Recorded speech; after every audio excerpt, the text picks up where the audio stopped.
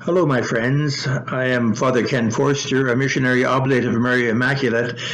I was part of the original team that went to Kenya to establish a new mission some 24 years ago. And when we first arrived in Kenya, we were quite concerned that we must avoid establishing a dependent church. So with community projects that people were proposing, we said, if you really desire to do something together as a community, we encourage you to raise the initial funds yourself.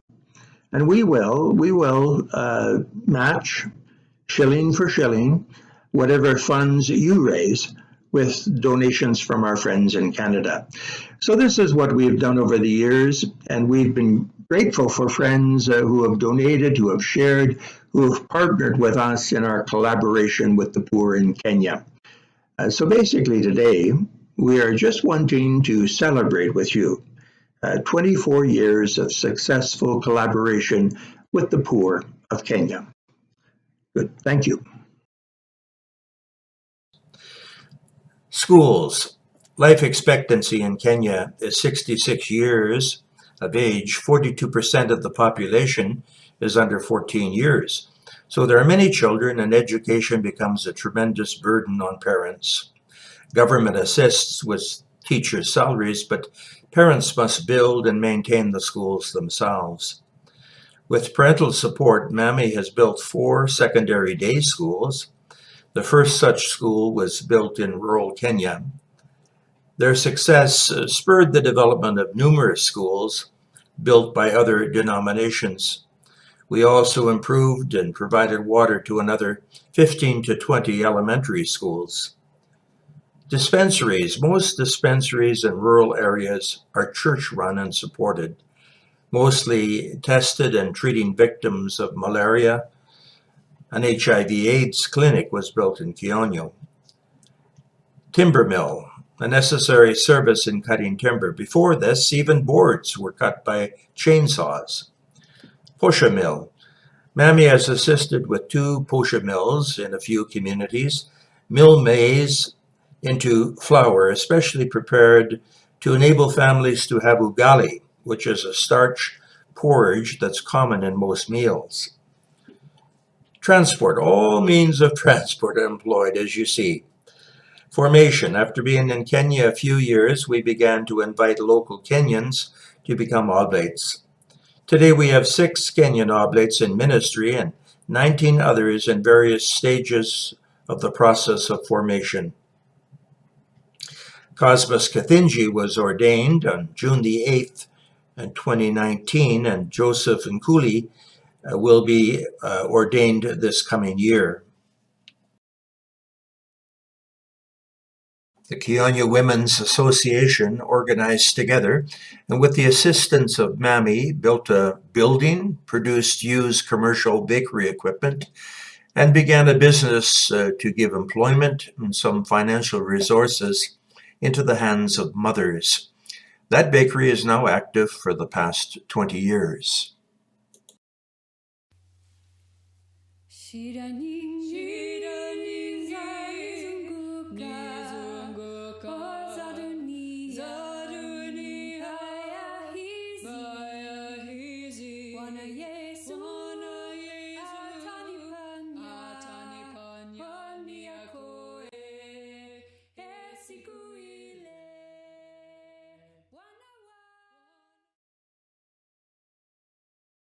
Churches. One of the priorities of the people is to build new church facilities, as the church is really the center of community growth as well as faith sharing. You've assisted in the construction of some 20 church buildings. Once again, 50-50, shilling for shilling. Previous structures were built of wood slabs and sheets, metal sheets, mabati they call it. You'll see from this next video that the Kenyans pray not just with words or with songs, but with dance.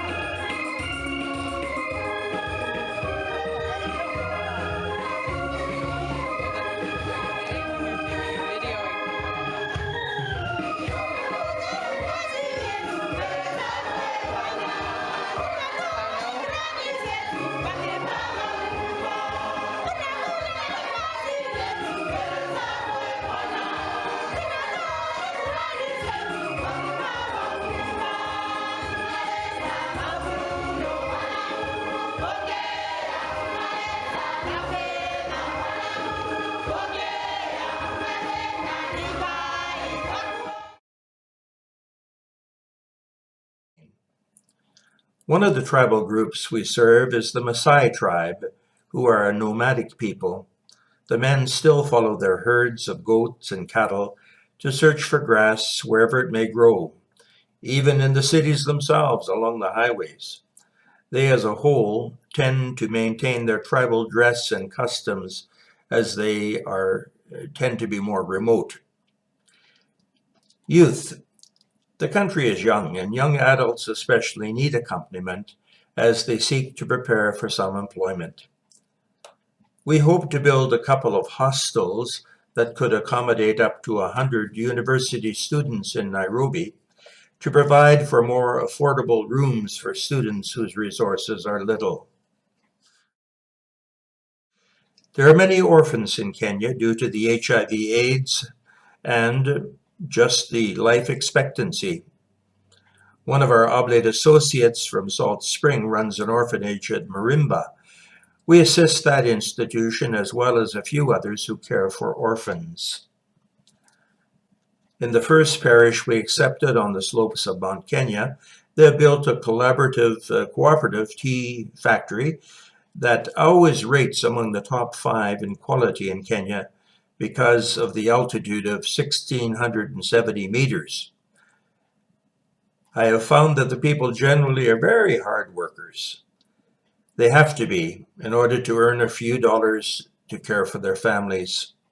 A tea picker will make approximately $8 a day. Here we see drying rice in sun, and at a restaurant, tilapia looking up at you.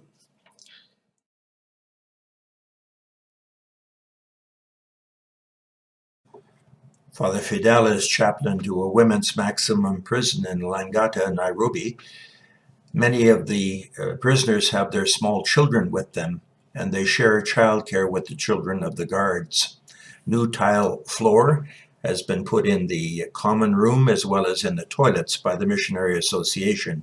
Mammy has also assisted the women with their basic needs, including soaps and toiletries, shoes, and medicines. Once they're out, they try to help them with a small amount of money to start a small activity in order to survive. On the slopes of Mount Kenya, there were some 66 small association of neighbors seeking the source of water for the small acre tea farms.